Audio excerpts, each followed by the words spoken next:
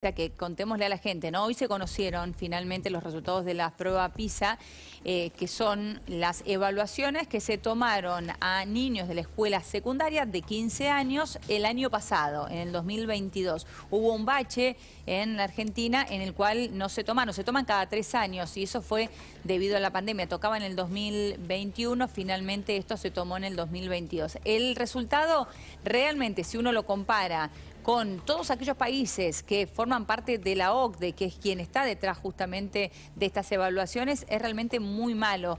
Hay un estancamiento dentro del mal desempeño que tiene la Argentina. Por ejemplo, 7 de cada 10 chicos no logran los niveles básicos en matemática. Entre, bueno, otras cuestiones como las que mencionaba Paulino hace un ratito, que tienen que ver con ciencia y con lengua. Cuestiones tan básicas como leer. Bueno, vamos a hablar con Laura Lewin, ella es especialista en educación. Laura, ¿cómo andás? Buenas tardes.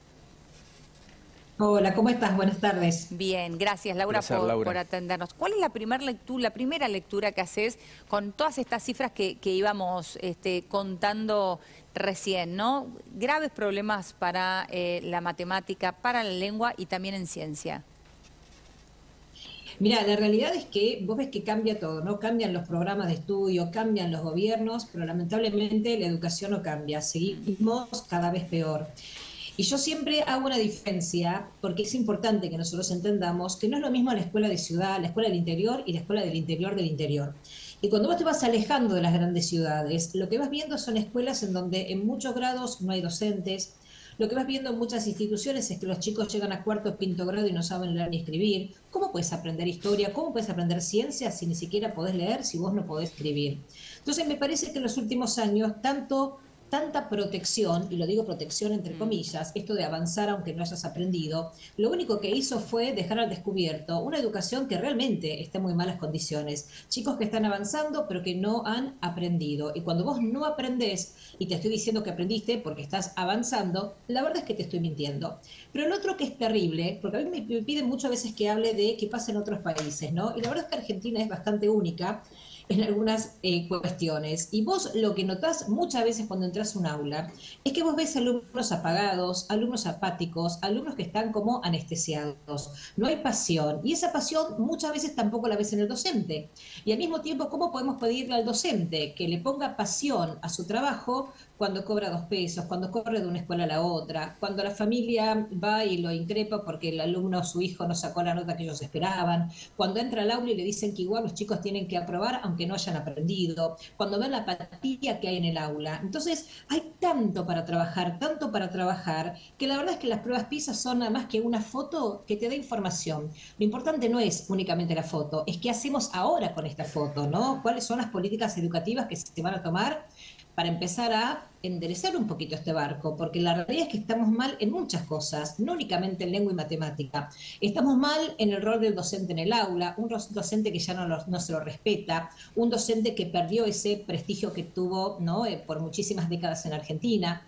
La familia que está cada vez más desconectada de la escuela y que no acompaña a los chicos que aprenden cosas que sienten que no tienen, ¿no? Que no tienen sentido, que no la pueden aplicar en su vida. Entonces tenemos que trabajar tanto, ¿no? Y ni hablar de la matriz didáctica, cómo estamos enseñando, porque muchas escuelas se siguen enseñando como se Laura, enseñaba hace mucho tiempo.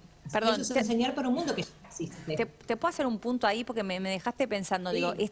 es tanto lo que hay que abordar, ¿no? Tanto, me quedé como apabullada la cantidad de cosas, Porque es cierto que vos cada vez más mencionabas. ventanas a medida que hablabas. Claro, Correcto. son cada vez mayores las ventanas. Digo que está mal pensar específicamente en cuestiones bien básicas como lengua y matemática.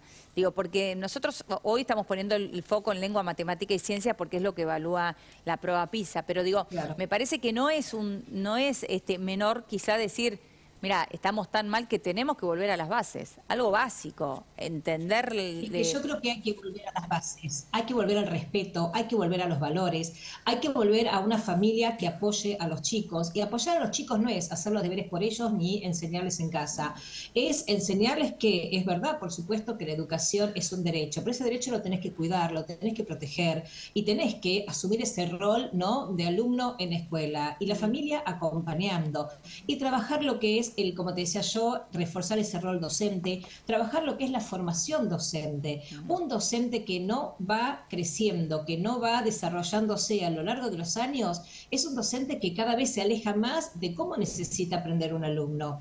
Y ni hablar de algo que es importantísimo, y es empezar a enseñarles a los chicos a pensar. Se siguen muchas aulas trabajando lo que es la transmisión del contenido, el docente parado delante del pizarrón explicando, cuando hay la información la tenés a un clic de distancia. Hoy lo que tenemos que hacer es concentrarnos en que los chicos no solo aprendan el contenido, es ver qué pueden hacer con ese contenido. Sí, Laura, y muchas veces no hay tiempo para eso. Correcto, se dice habitualmente que hoy es aprender a aprender. A eso van los chicos a la escuela, a aprender a desenvolverse, por eso la inteligencia emocional, como materias que muchos están recomendando en el nivel secundario en particular.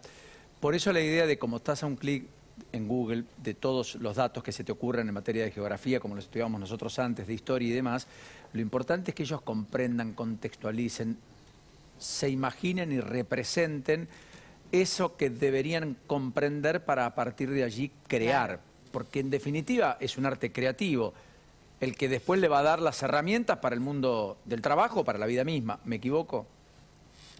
No, absolutamente. Y aparte pensemos en esto, ¿no? Nosotros sabemos que con todo lo que se viene en temas de tecnología, con la automatización tecnológica, todo lo que se pueda automatizar se va a automatizar. ¿Y eso qué significa? Que vamos a necesitar personas que puedan pensar de maneras profundas y que puedan pensar de manera creativa, porque si no, todo lo demás lo van a hacer las máquinas. Ahora, ¿cómo haces para enseñarle al alumno a pensar de manera crítica y de manera creativa cuando seguimos teniendo a todos los alumnos haciendo lo mismo al mismo tiempo y de la misma manera?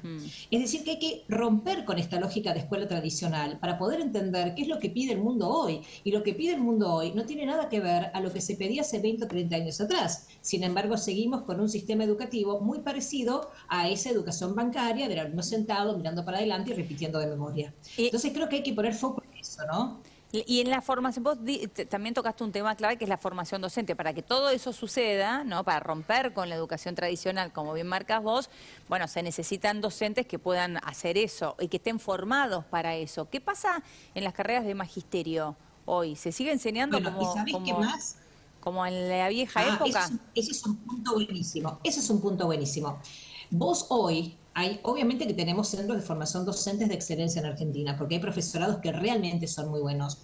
Pero tenemos otro en donde a veces yo veo que el mismo docente, y lo digo con respeto esto, ¿no? Pero tenemos que, de alguna manera, enfrentarnos con esta situación. Sí. El mismo docente, un poco apático, que tenés dictando en la escuela secundaria, es el mismo docente del centro de formación docente. Entonces, ¿qué es lo que estamos haciendo? Sacando docentes que están perpetuando una manera tradicional de enseñar que no condice con cómo tiene que aprender un alumno. Vos estás compitiendo con un celular, el celular con todo lo que significa. Si vos no trabajás con estímulos fuertes en el aula, al alumno lo perdés. Si vos no tenés un docente que tenga ganas de estar en el aula, al alumno lo perdés. Si vos no podés vincularte, conectarte con ese alumno, al alumno lo perdés. Y entonces perdés oportunidades para que el alumno aprenda. Entonces, el centro de formación docente, el profesorado, todo lo que tiene que ver con la capacitación es importante. Cada año nuestros docentes tendrían que ser mejores que el año anterior.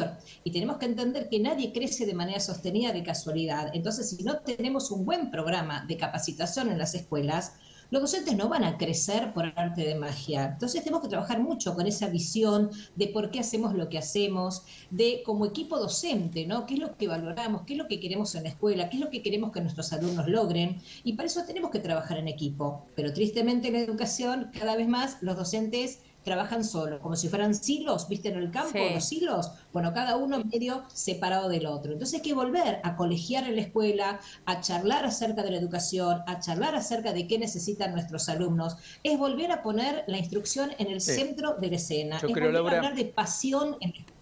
Yo creo, Laura, me encanta la pasión que le pones, que perdimos una enorme oportunidad en pandemia, ¿no? Porque hablamos de educación porque nuestros hijos estaban en casa, claro. Y eso nos trastocó a todos. Y a los papás también. Entonces la preocupación era, tienen que estar en la escuela.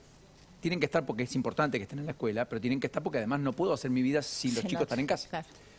Y esto con el mayor de los respetos. No ha sido en todos los casos, pero hubo una discusión creciente al respecto de eso. Sí. Nos quejamos cuando la escuela está cerrada por un paro, porque de vuelta, ¿qué hacemos con los chicos? Ahora, nunca hablamos sobre la calidad, ¿sabes? Nunca hablamos sobre a qué van a la escuela. Se divierten, se entretienen, quieren salir, quieren entrar, quieren ir, ¿les es motivador ese desenvolvimiento escolar que tienen? ¿Están a la altura de los desafíos que le impone el umbral de la puerta hacia afuera del colegio? ¿Lo que aplican allí, lo pueden trasladar a algún lugar?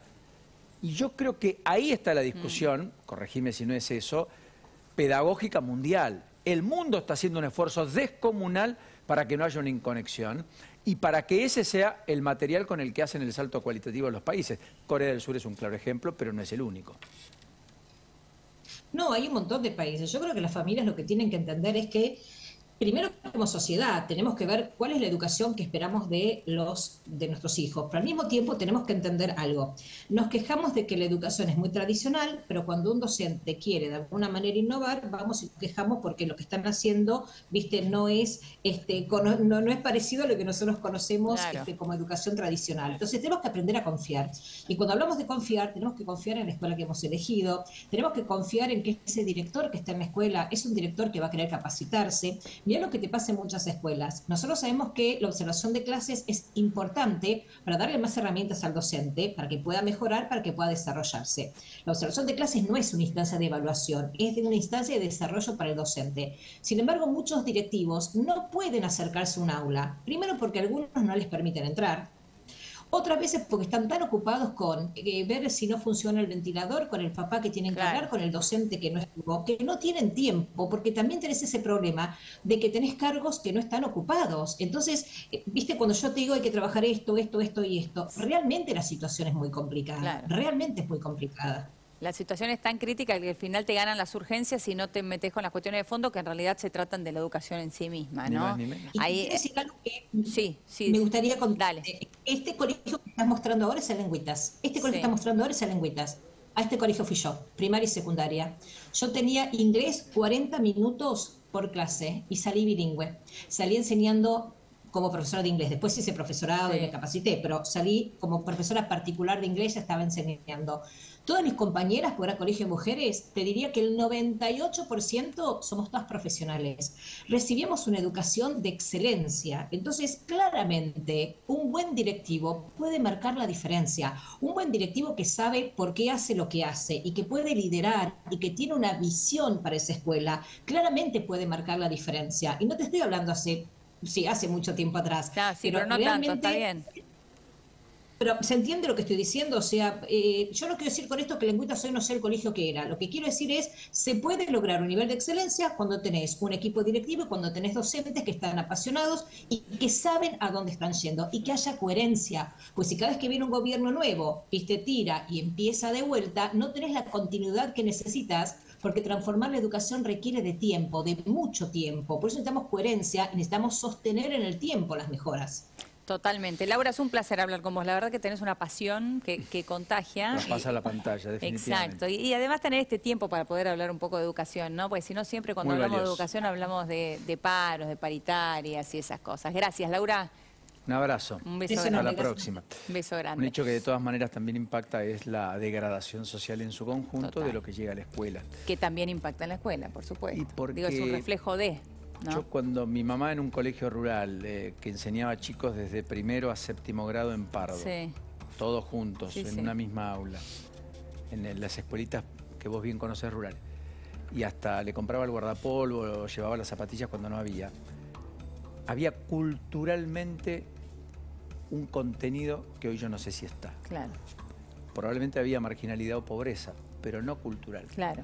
Esa pobreza cultural hoy está impregnando todo lo que vemos. Es agarrarse de los pelos en el propio colegio, discusiones altisonantes, agarrar del cuello a una docente, robarle a una docente. Cultural y de valores. Pero los propios padres que van y golpean a las docentes y desaprueban a sus hijos. A eso estoy tratando de hablar. La comunidad educativa está tan trastocada como el resto.